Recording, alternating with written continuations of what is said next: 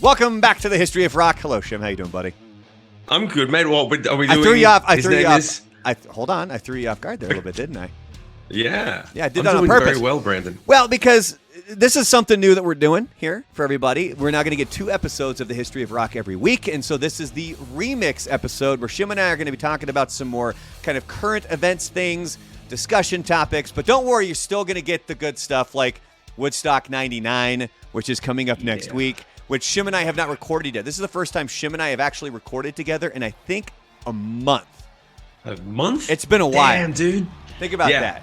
Because we had banked all of the Woodstock 94 episodes when you got super bent out of shape about that guy's blog. Yeah. I forgot how bent in shape out I got about that. But I just want to say how difficult it's been to get on Netflix every night and see it right there at the fucking top and not watch it because he's not you. Yeah, for me and for the audience. So as we roll in here, then we will do the official introductions. His name is Shim. He is the rock star. His name is Brandon. He's the DJ. Class is in session, and so this is the History of Rock remix, and a few different topics we're going to cover today. We're going to talk about Rage Against the Machine and how somehow people suddenly found out they were a political band.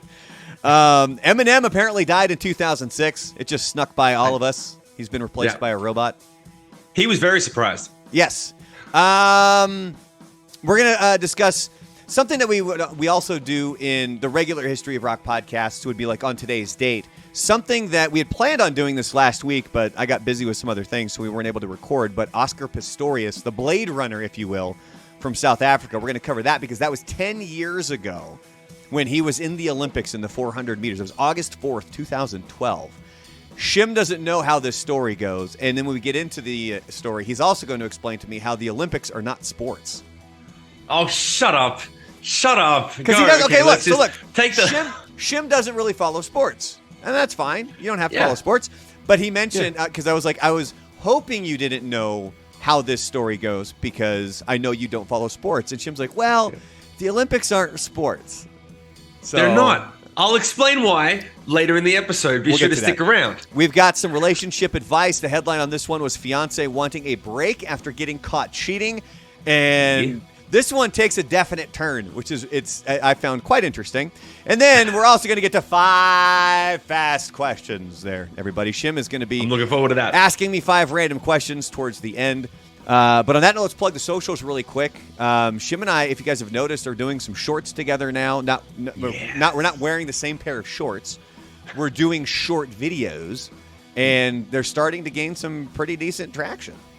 Because they're awesome. Because Brandon's doing an amazing job producing them. Make no mistake. Brandon's doing all the heavy lifting on that. He's doing a good job. I know. I'm going to go on record. I watched them and I was like, dude, I'm such a fan. Can I get involved with this thing? I'm jealous. And so he was like, okay, cool. Let's do it this way. Shim he's like, I'm kind of upset. I didn't come up with that.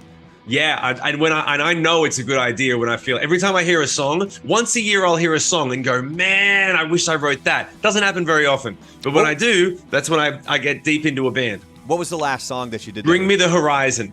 I fucking hate those guys. Every song they release is amazing. They are a good band. You know what I mean? Goddamn good band. They really are. Them and I Prevail. I remember when for anyone that doesn't, if you don't know the band I Prevail, check them out. They're great. They're right down the lane to Bring Me the Horizon. I found them on Spotify because it was recommended after I listened to Bring Me the Horizon. And they dropped some new stuff this month. And it's a turning point for them. If they blow it, if they screw the pooch, they're like, oh, they had one great record. I guess that's the end of it. Kind of like Sick Puppies. But then their new single is fucking dope.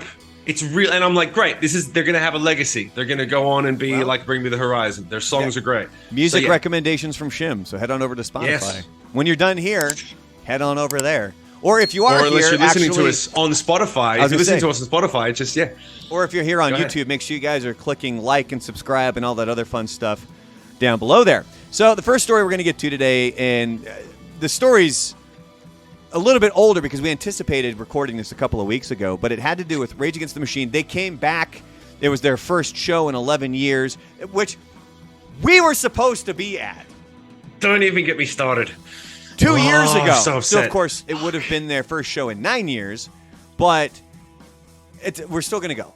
I double checked. Yeah. I logged into Ticketmaster. Our tickets are still there. We're good to go. It's just all backwards now. We were supposed to be at the first show. Now they've started the tour halfway through when they were going to 2 years later, and they're going to finish it at the beginning. It's all fucked up. But anyway, they came out to this. They walked on stage. This is the thing I love about Rage Against the Machine. They don't, or at least they haven't up until now. You would see them on these festivals, and they'd play with Tool, and Tool had this huge video show, and then Limp Bizkit or whatever back in the day. And Rage Against the Machine would come out with one bass amp, one guitar amp, a fucking pretty modest drum kit, and they would destroy everyone. Sound amazing. Everyone would be on the side of stage watching them. You'd see every other band member on the stage, like vying for a spot to watch Rage Against the Machine, be like, this is it. This is what we came for. This is the band that got half of us fucking into rock and roll. And so they walked out on stage to their first show, and it had a huge video screen behind them that said, abort the Supreme Court. And people lost their fucking mind. Not because they said abort the Supreme Court, because they said things. Yeah. That's why. They weren't upset with what they said. Most people were just upset that they said a thing. And they were like, I don't think bands should say things. They should just play the hits, give me what I paid for, and not have opinions, which is the fucking opposite of why rock and roll was born. Literally. Yeah. It was born from free speech. We're gonna get our opinions. Fucking here we go. We're gonna get our opinions into popular culture. That's what Tambourine Man was about from fucking early 60s. Half the Beatles shit. Like all of these, every Bob Dylan song. There was so many amazing movement political songs. The idea that bands are not allowed to, you don't have to do it. I don't do political songs. I got a couple of political tips of the hat, but I never did a political song necessarily. But the idea that you can't, to walk in and be like, I can't believe Rage Against the Machine would do this to my experience. We need to you know what I mean? You know what? We should write a song for you that's just called Nobody Fucking Cares. And it's for both sides. And it's like, you know that Facebook post? Nobody fucking cares. You know that Twitter post? Nobody fucking cares. Because that's essentially what was happening here with Rage Against the Machine when they came out. And it was a lot. I mean, obviously, with this being kind of the Roe v. Wade statement that they were making, is that a lot of it was right-wing people who were upset by the fact that it was more of a left-wing type of view. Now, like Shim said, there was a lot of people who were just upset, like, just shut up and play your music, like, don't have a position. Clearly, these people don't know who Rage Against the Machine is. There's Couldn't one have guy. picked a worse band to fucking have that opinion on. Oh, we did the short when we were talking about. We gave three rock stars, and it was Brian May of Queen, it was Dexter Holland of The Offspring, and it was Tom Morello of Rage Against the Machine. One of these is not like the others, as Shim's saying in that short, and it's because one of them doesn't have a PhD. Brian May's got a PhD. Dexter Holland has a PhD. Tom Morello does not, but he only graduated with fucking honors from Harvard. Yeah. I think it should be. I think that if you want to have an opinion on Rage Against the Machine in your fucking stupid feed, you should post your diploma from one of the top 5 universities before you say words. And no, here's the problem. This is the problem. I take that back. You shouldn't have to have a diploma, but you should be at least willing to say, look, if you're allowed to say your shit, they're allowed to say their shit. That's it. If you're going to tweet and say, I don't think they should say this, they have just as much right to say whatever the fuck they want as you do. So if you're literally getting up there and saying, I'm not happy with this thing that got said, the conversation may as well end. You may as well fuck off.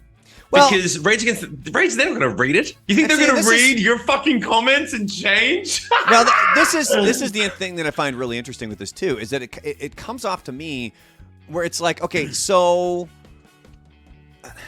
are we being trolled here? Because they're like, I'm looking at one tweet right here. It says, does Rage Against the Machine, and then in parentheses, that shitty band, have an opinion that differs from Walmart, Nike, Apple, Google, Microsoft, Disney, Netflix, Lockheed Martin, and Pizza Hut? To which somebody responds, no, they just became political to sell music. Back in the day, Rage Against the Machine was about being angry at the company that put the lids on jars too tight. What? Yeah. See, again, the lids. So on I think jars some too of this tight. is it's got to be trolling, man. It's got to be fucking trolling. Well, everything's trolling to a degree. I remember we did a short just recently. We did the short about Tony Iommi. I love the shorts, by the way. I'm such a big fan of them. Tony Iommi got two of his fingers cut off from the guitar player from Black Sabbath cut off two of the tips of his fingers by accident. Had to figure out how to play guitar again. It was very pivotal for their sound. Someone came in and responded, "That's not why Black Sabbath has their sound." And that was the end of it. They didn't say because of the singer, because of the drummer. They just were like, "That's not, no." And I wanted to type back and be like, "Well, what do we miss? Let's do another thing on another thing." And I was like, "No, this is a troll, so it doesn't fucking matter." But going back to Rage Against the Machine, don't want to get off track too much. I was thinking about this before we started the podcast. There's only one thing that fucking changed. There's only one fucking thing that changed since the last time Rage Against the Machine released music. Yes, they played social media concerts and stuff. 100%, literally. The fact that every dickhead can put their voice out there now? This. Rage Against the Machine had a microphone when they were making records, and other people didn't. Now everyone has a microphone. That's the only thing that we literally handed everyone in the world a microphone and said, "You now get to say your thoughts as well." Rage Against the Machine got to say their thoughts about the things that they care about and believe in because they earned a microphone. They earned it. They fucking sweated and bled and made music and recorded and toured and invested in gear and fucking commissions and all the stuff. Eventually got on a stage, and a whole bunch of other people said, "I've been meaning to say something like that, but I don't have a microphone. I'm so glad you have one. I agree with what you said." And a whole bunch of people made the band successful. So that's just a thing that happened. There was a whole bunch of other people that said, "I don't agree with what that band said, and I don't like the sound. And the way that I'm going to do something actively with these feelings that I have is I'm going to choose to not buy the record. That's what should happen. Yeah. I'm going to not support them. I'm going to not buy the record." Why? Don't stream the music or don't go to the show. Yeah. But the reason that you would do that is, come on. The reason that you would do that is because you didn't have a microphone. The way that you would express your opinion was with your pocketbook. You would say, "I'm going to buy Celine Dion" instead of fucking Rage Against the Machine. But now everyone's got a microphone and no one's spending any money. So it's flipped. You give them a microphone and they're like, "Well, my words are more valuable than my money." No, they're not. No, you didn't. You paid for an iPhone. That's not like going and earning a microphone. That's why I don't listen to most people on social media. If someone has achieved a thing before they start to promote things on social media, then I'll go, cool, they've got 10 years in the game, they've got some authority, they've got some wisdom, some experience, let's listen to what they have to say. If you don't have that experience on a subject, I usually don't listen to those people about that subject. Mm-hmm. So I'm like, at that point, that kind of makes everyone discussing this a troll. Well, you know what I mean? Yeah, because the other thing too that I think a lot of people miss is when you look back at the history of Rage Against the Machine, everybody's assuming since they came out in that performance and it said abort the Supreme Court, it's like, well, they're hardcore leftists and they must be Democrats and everything else. No, they protested they're for human rights. They protested the 2000 Democratic Convention. I have that DVD. Yeah. Like that, so it's not left or right to them. They have their views, but the thing that I think makes them even more brilliant is that they're not walking a specific party line. It's, I like this, I don't like this, and I'm going to let you know about it. And unfortunately, the way that people are wired now is the second you disagree with them, they have to lose their shit. So Shim and I will be the opposite. Disagree with us. We don't fucking care. Like, what are we going to do? Really don't. Like, like in all honesty, what am I going to do? Like, am I going to just do a whole episode to argue with other people? No. Shim and I are going to move on. I can't fucking We're going to argue with each other. 99. Yes, a fucking A. Yeah, Shim and I are too busy arguing with each other. This is why everyone should have a podcast so you can argue with your friend and not put it on. So get it out. Get it out with your friend. Like normal people, you go and get a coffee. That's kind of what they're doing with a lot of these when they tweet something out or they write something on Facebook. Because it's like, they're probably sitting there typing all like, "Oh my God, I can't believe Rage Against the Machine said this." And it's going to be like the same four friends that they have. They're like, "Oh, like that. It's brilliant." It's like, okay. No, but that's the thing. Okay, we're going to wrap it up on this. But that's the thing that I found so surprising, because the number one thing was, I can't believe Rage Against the Machine said that. That's like the most believable thing in the history of rock and roll. That's like, I can't believe Rage Against the Machine said a thing that was politically driven. Really? That's the thing that I found fucking surprising. It's like, I can't believe Eminem said fuck in one of his songs. God, remember when they tried to cancel him? Because he's dead. Do you remember that? Did someone try to cancel Eminem? It was just a few years ago. It might have been just a couple of years ago, where they like people were this younger generation was finally listening to Eminem, and it was like, oh my God, I can't believe he said that. I can't. Yeah. He said the gay F word that rhymes with tag. Oh my God, like it's horrible. And it's like, dude, if there's anybody out there you're never gonna fucking cancel, it's Eminem. Like it's not gonna work, and you don't have to, because apparently now he's a fucking robot, because the actual Eminem died in 2006 in a car crash. How's that for transition? So apparently Eminem died in 2006. And what we know of him since then is a clone, He's robot an android clone. He's a robot. Yes. But the thing is, how did they say he died? In a random fucking car accident? Yeah, so this is just some weird, wacky internet conspiracy theory that I stumbled onto because I searched the dredges of the internet, so you guys don't have to. And it said this conspiracy theory is that he was replaced by an android clone after dying in a car crash back in 2006. And there's a Spanish website that goes into the whole thing. I'm learning Spanish with Duolingo, and there's no way I'm going to even try to attempt to say the name of this website. But it's like as I attempt to say it. As you attempt to say it. La Guía del Varón. I don't even want to give him validity at this point, because it's probably just some garbage website.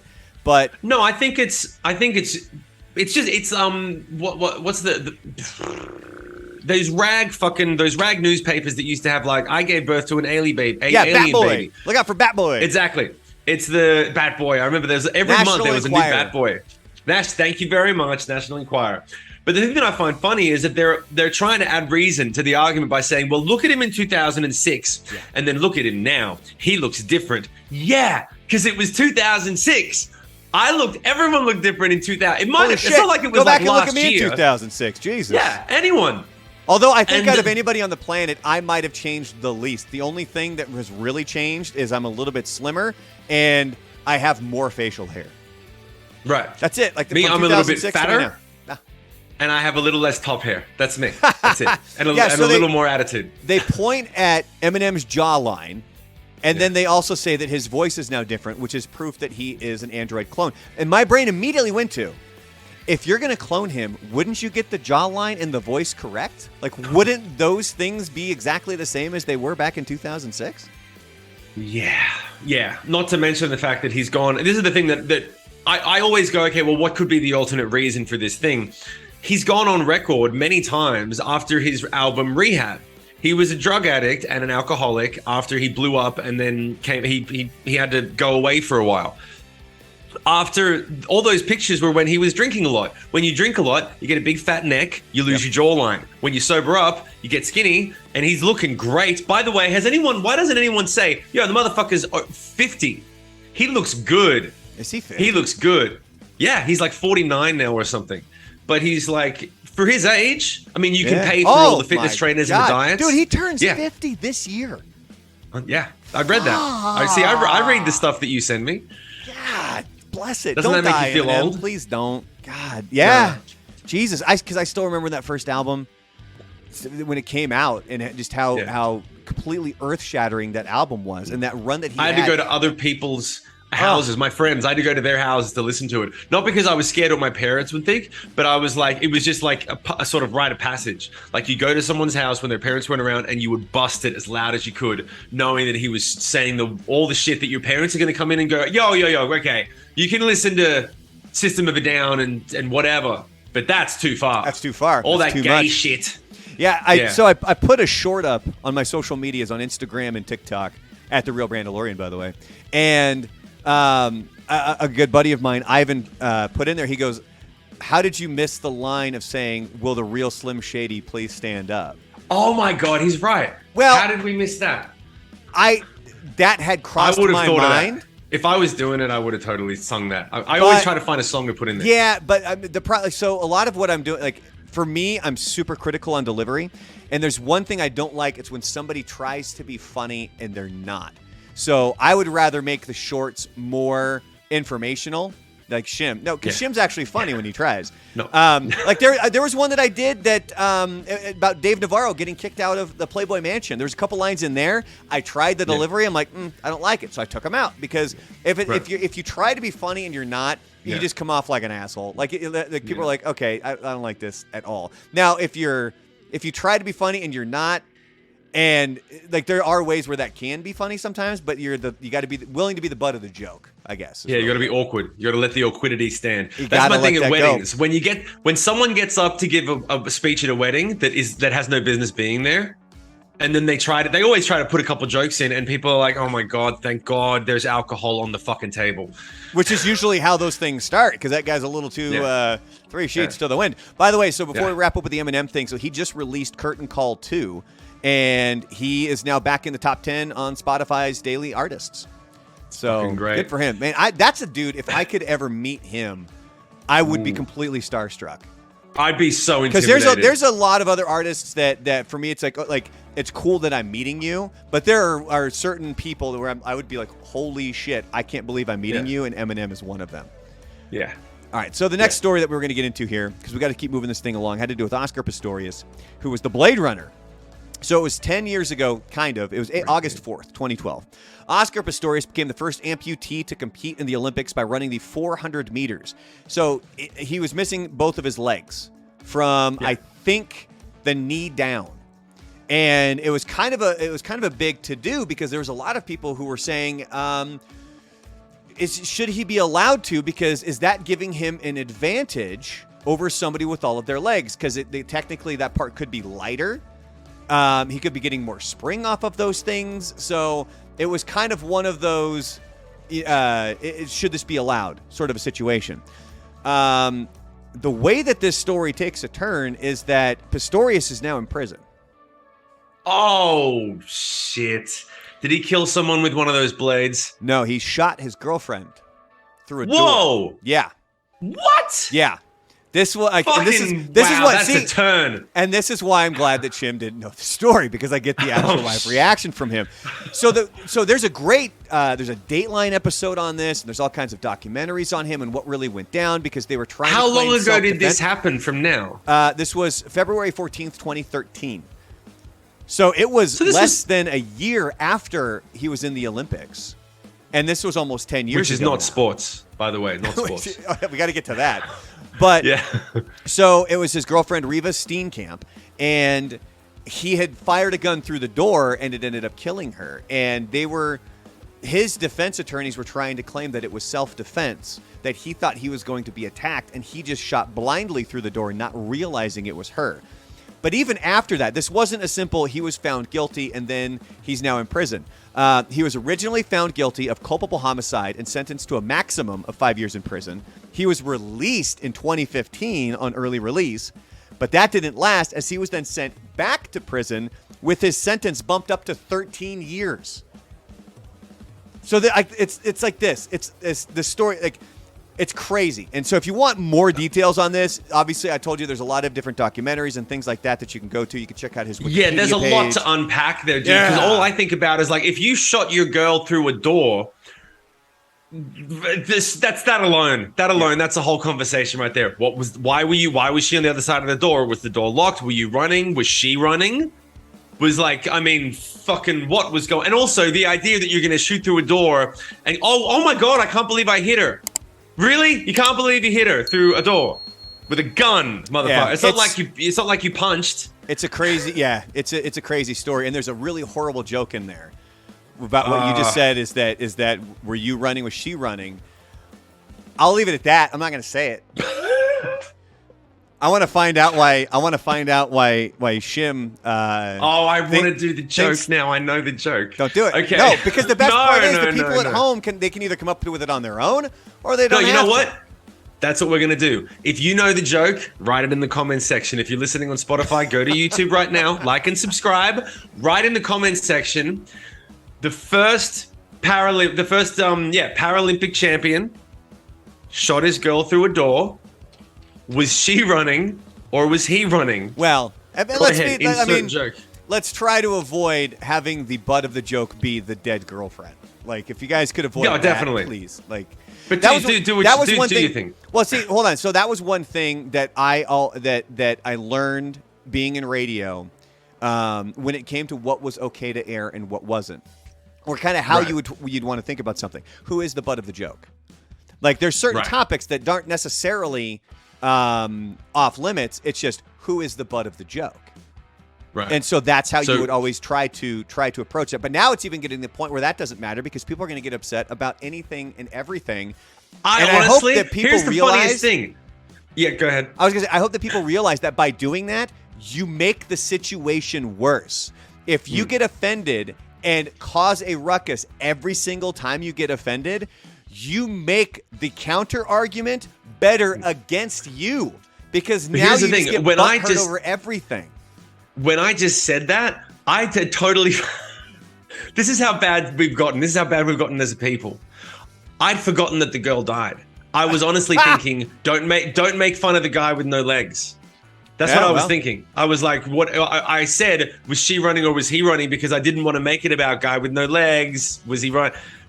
And I totally was going the other direction just because I was like, well, we don't want to get a whole bunch of people in here that are like, stop making legless jokes. No, it wasn't a legless joke. It was a fact thing. And we were, and so now I was worried about them misinterpreting. So fuck everything. So here's the deal. I want to say the joke so bad. Damn. I'm not going to. I'm not going to. We'll do it in the encore. No, okay. there's no encores on these. We don't have time for encores. There's no encores on the remix.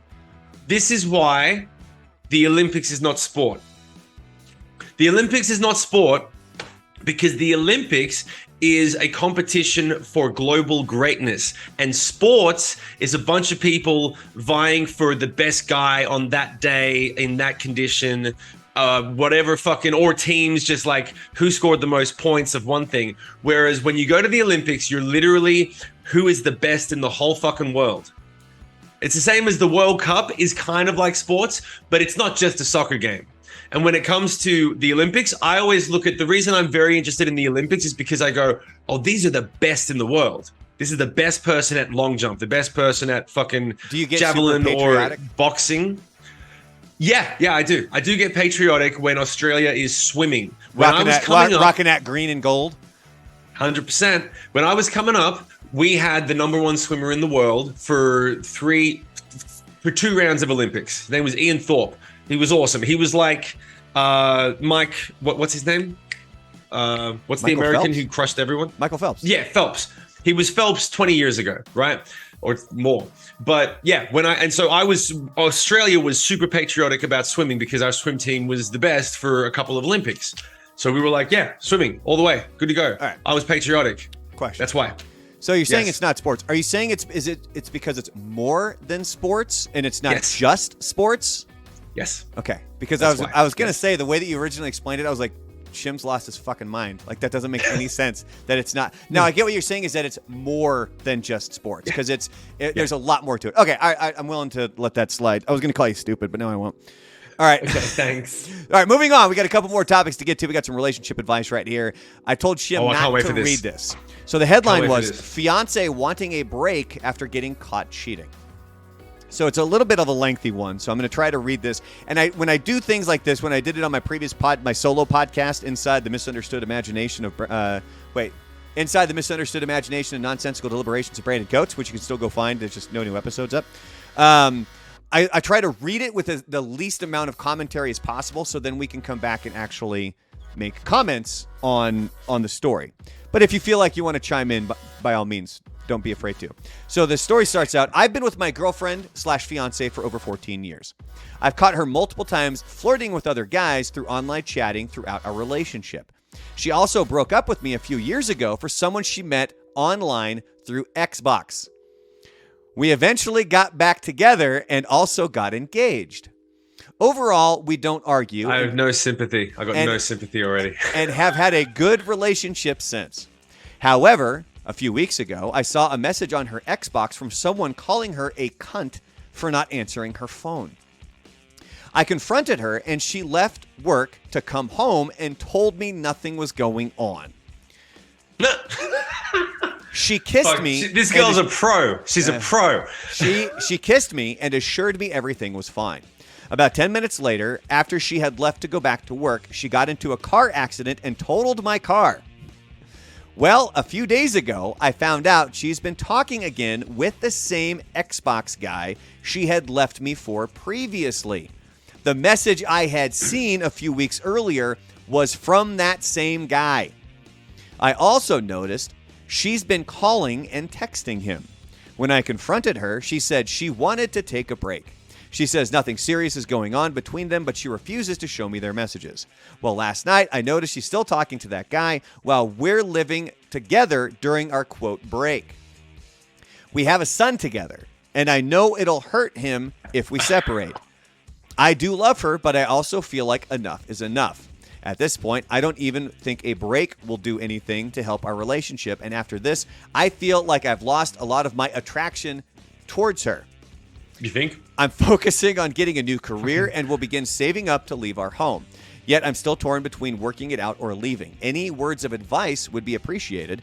She's still telling me nothing is going on between them, but the fact that I've caught her lying makes me think otherwise. Thank you all in advance and have a blessed day.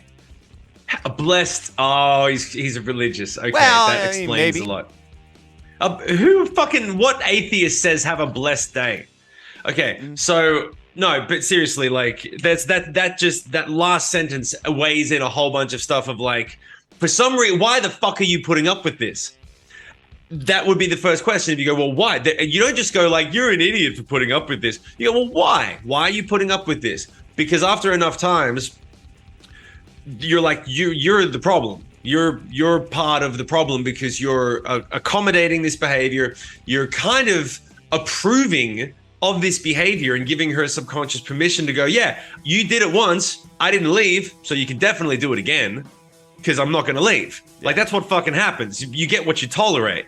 So whatever you tolerate, you better believe you're going to get again. So the question becomes, well, why are you tolerating it? And then you go, okay, who writes something like that and then says, have a blessed day? Usually, normally. I like how that's what you're focused on.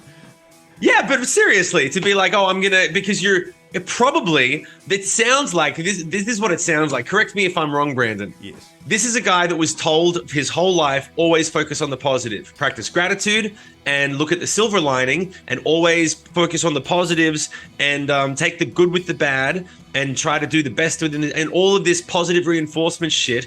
And there was no balance on the other side of it, which was, oh, by the way, make sure that your needs are getting met and you take care of yourself at the same time too, enough. Right? Don't just be a fucking doormat for everyone. Because the idea of have a blessed day is like, well, my wife is fucking some guy that calls her a cunt through the TV. But there's a lot to be grateful for. Look at the blessings. It's true. How about a whore is about to fuck my son's brain up for the next 10 years. I'm going to bounce and do what's necessary to get him out of a toxic situation because not even my wife is going to train my son how to treat the type of treatment you should get from a woman. Let him cheat on you and focus on the positive. Let him treat you like shit. Well, unfortunately, but as long as they say sorry. I think there's far too many people that don't see that aspect. I've known people who have stayed in relationships because they felt that it was going to be too difficult for the other person. That's the dumb. And I tried to say that to these people where I'm like, that makes no sense because ultimately it's gonna blow up. There's no fucking way that this thing does not.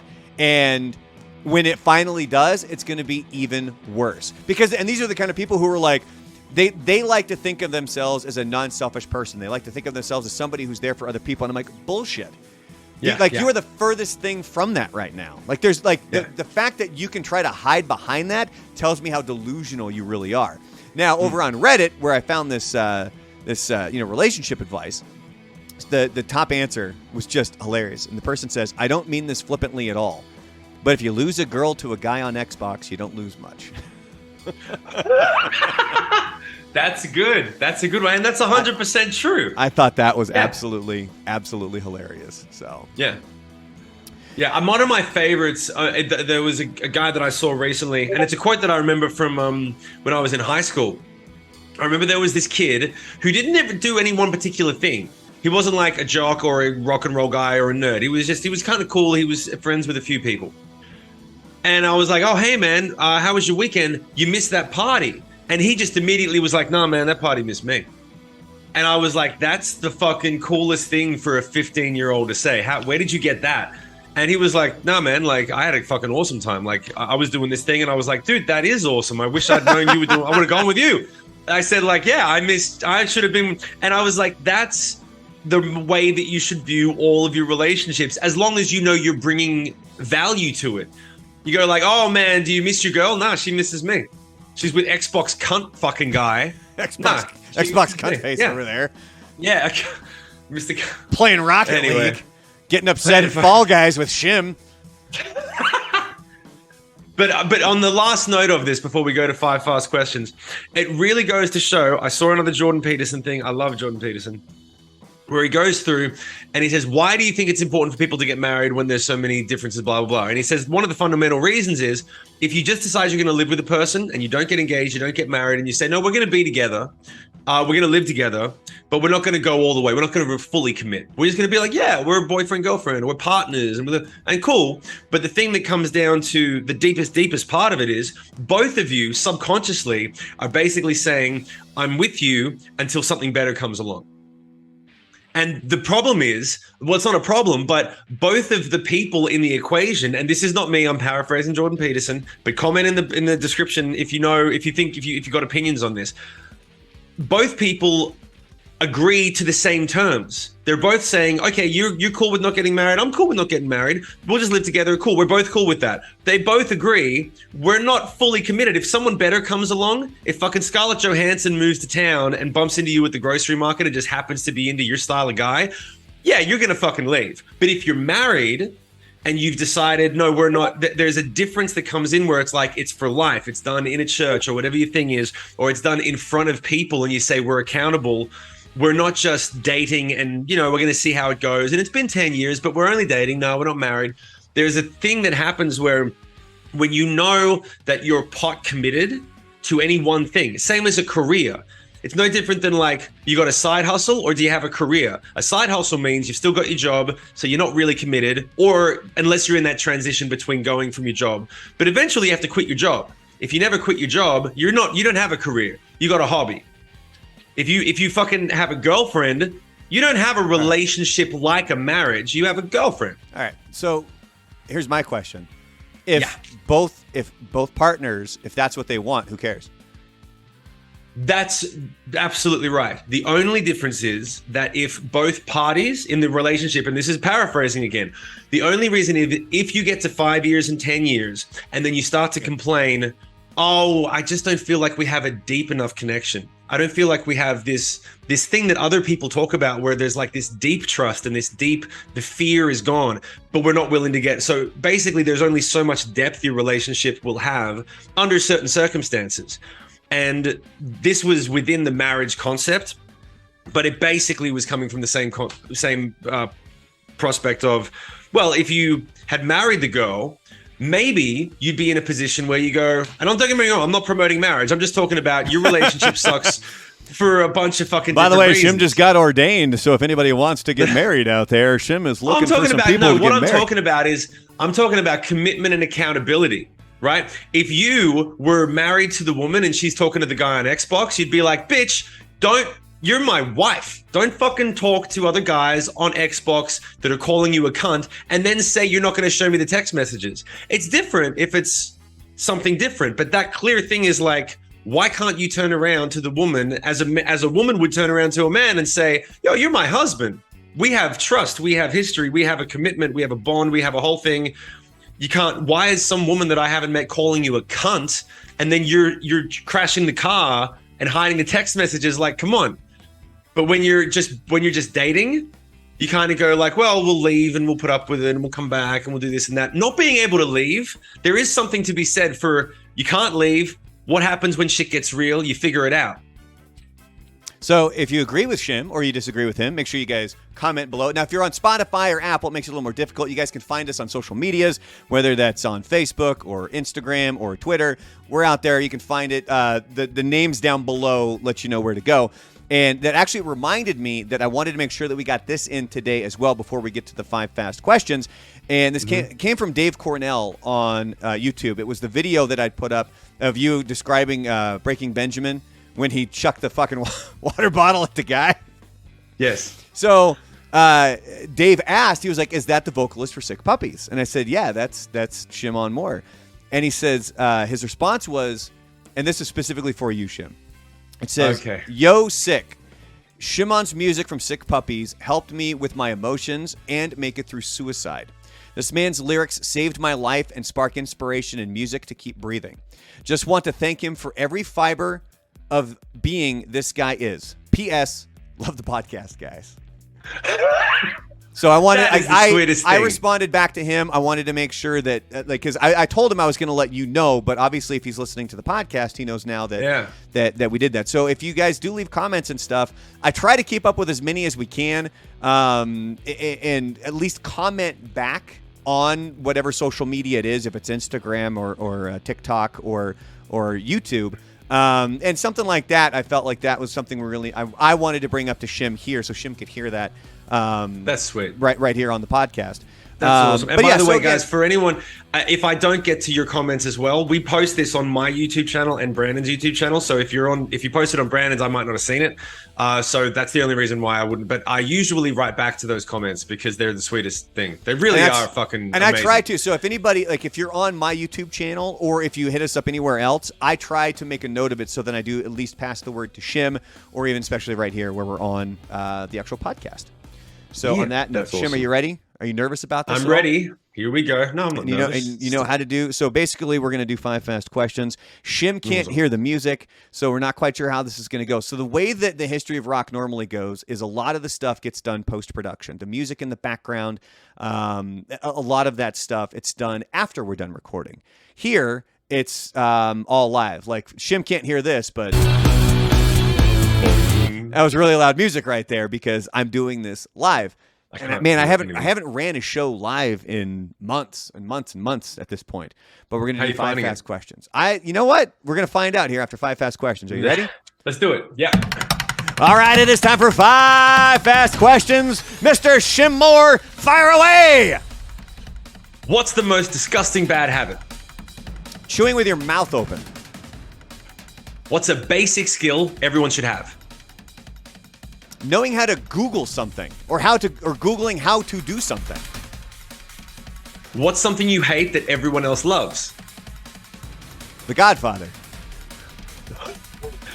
Do you think God is real and why? Yes, because Freddie Mercury existed. What's the craziest thing you've seen while helping a friend move? A box of porn, a razor, a bottle of Vaseline, and a vibrator. That's 5 fast questions, ladies and gentlemen. That is 5 fast questions. I was not expecting that last answer at all. I don't think a lot of people were, except for Blair. Looking at you, buddy. But it wasn't his. So let's dive. So the way that we would normally do this is I'll dive into the questions. And I'll start with that one since that one's kind of seems to be where Shim, that kind of took his brain away. So the way that it worked was our buddy Blair was moving out to this house, but the person who had lived there hadn't moved their shit out. And I'm not even sure how he found out about this house, but this house was kind of out in the middle of nowhere. They had run the pipes for like the gas lines and stuff like that. They were outside of the walls. They weren't within the framework of the walls. They were outside the sheetrock. And the person who had lived there previously or at some point smoked inside the house so much, they were caked in tar. Oh, God. That's so gnarly. Yeah. So we're moving Blair in, and his bedroom is like this attic room that's upstairs, right? So we're trying to squeeze his bed and all this other crap up this tiny little staircase. And then we get up there, and as we're going to start putting stuff away, somebody was like, "Oh my God, you guys got to check this out!" And it was this box of porn, and it wasn't like, "Oh, like that's a hot chick." It was like, "Wow, somebody's into thick girls, or somebody's into violence." Like it was. Oh shit! It was weird porn. Not to say that thick girls are weird. Like don't think that that's what I'm trying to say here. But it was not norm. And I remember there was one. It was like dark web mail order porn. Yeah, and it was like this giant poster, like, and then as we started digging through it, and it was mostly like magazines, and start digging through it, and then at the bottom of it there was a container of Vaseline with a lady's Bic razor and a vibrator. Oh, and a backup battery. I forgot that. There was a backup battery for the vibrator too, just in case it runs out. Dude, that's crazy. You just reminded me of something I haven't thought about in 10 years. Our first rehearsal studio lockout in LA, before we got signed properly, so it would have been 2006, we had a lockout. For anyone that doesn't know, you have a rehearsal room. It's a padded room that you move your gear into for a few hours. You rent it, you rehearse, you get your gear out. A lockout is when you put your gear in and you can lock the door and leave it overnight, 24-hour access. The first one of those that we had, the previous band had wall-to-wall porn. They had pasted like a mosaic. It wasn't like they just threw a few pictures up. They had created a collage of hardcore collage. Porn. Yeah, a collage of hardcore porn, wall to wall. And the only reason that we ever took it down was because when we were getting ready to start our first proper tour and we were loading out, Nigel Skeet said, "I want to come to the room and do a proper photo shoot with you guys of you just rehearsing like behind the scenes." Yeah, we're like, "Cool, we're gonna have to take the porn. We're gonna have to take the porn down because you won't be able to use any of it." But we was up there for like a year while we had that lockout. We just fucking we forgot it was there. People would come over to hang out and they'd be like, "Whoa!" That's like that kind of reminds me. I had a buddy of mine who he was working for the morning show for the station that I worked at, and so he was done with work by 10, 11 o'clock, and he wanted some extra scratch. So he went and got the daytime gig at the strip club. And first of all, weekday daytime, that's not the A squad. I mean, I'm sorry if you're listening to this and you're getting upset. I got to break it to you. Like, it's not the best, most pleasurable experience. And then it even got for the customers or for the strippers. You're getting the A squad on either side. And then it got to the point where, like, I got to talking to him about it, and he's like, "Dude," he goes, "I don't even see that they're naked anymore, man." He goes, "All I hear is them bitch about their money." Awesome. All right, let's go through these questions here because we got to wrap this up. What was the first question? What's the most disgusting bad habit? God, it's fucking people chewing with their mouth open, man. It's like watching. Really, that's what makes you gag? Oh, yeah. You ever seen someone chew with their mouth open? Full-grown fucking adults that do it. Have you ever seen someone chew with their mouth open? A bit of food flies out while they're talking, and they don't even notice, and then it's just there on the table. Oh yeah. Like Homer Simpson. Yeah. Yeah. The basic skill that everyone should have. I actually agree with you. Googling something, I like that. I think that's a skill that not a lot of people know, like especially if it comes to something technical and they're like, "Well, I don't know how to do this." If you go to Google and just type in "how to," or especially if let's say something is broken and you type in whatever it is that's broken, but you finish the Google search with solved or fixed. Yeah. Because then that will bring the ones where the solution has been found to the top of the list, and that's where you can find how to do something or how to fix something. Instead of people just complaining about it. And something you hate that everyone else loves. What was your answer again? It's The Godfather. Yeah. Who hates The Godfather? This guy. You hate The Godfather. I've never been able to even get through it. Have you ever seen that Family Guy scene where they're all about, like, they think they're all about to die as this room is flooding, and they're like all coming clean on stuff, and he's like, "I did not like The Godfather." And I'm like, "Fuck, that's me!" And then everybody else is like, "How can you not like it? It's the greatest movie of all." Well, it's because I've watched that scene countless times. He goes, "It insists upon itself." It insists upon itself. And they're like, "Well, yeah, it's good." However, like, so it's Peter who's the one that doesn't like it, and then Lois and Chris are like arguing, like, "How can you not like The Godfather?" While they're drowning. That's funny. Yeah, I can't. So is there something? Well, hold on. So is there something that you like that nobody that you hate that everybody else like? Yeah. they're not. I thought about this. I can't think of anything that I hate that everyone else likes. I can think of countless things that I don't like that. But things that I hate, no. I try to eradicate hate from my life. Look, Captain Semantics, like just fucking pick fucking one. Kale. It's kale.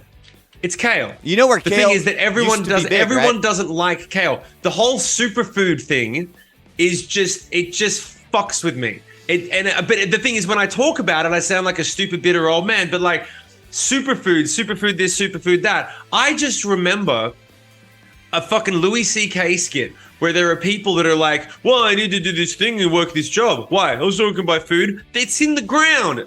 And if you ever go and stay on, I used to stay on friends' farms when I was a kid. You'd drive up north and you'd stay near someone's farm, and you go, oh shit, that's lettuce, that's carrots, that's lemons, that's all the stuff from the store. It comes from right here. And you'd pick it up and you'd eat it and you go, oh, it's like it's free. And the farmers would look at you and go, yeah, this is where it comes from. And you'd be like, oh, it's like, that's a superfood. Fucking food. That's a superfood. These fucking people, they're like, no, we're going to mix the quinoa with the kale with the XYZ. I'm like, it's just fucking food that you didn't fuck with yet. It's straight out of the ground. They're all superfoods. Have a veggie patch and shut the fuck up. Well, I think that's what I hate. I think they're called superfoods more because each one has different things that it can do for your body. Now, do you remember what they used to use kale for? You masturbate with kale? Fucking jerking off into. Like, no, what the fuck? Did you guys ever you know used what to you have... use kale for? You fucking eat it. That's what it's used for. You eat it. Well, hold on. So, did you guys ever used to have like the Pizza Hut salad bars down in Australia? Did you ever have that? No, we have real men here that wrestle crocodiles. We don't put salad in Pizza Hut. It goes against all things. Well, so hold on. No, this was ages ago. This was not something that is happening recently as like a health fad. It was something that happened in a Pizza Hut. It was like the 80s, early 90s. And so anybody here who knows what I'm talking about, those salad bars, the kale was the fucking decoration.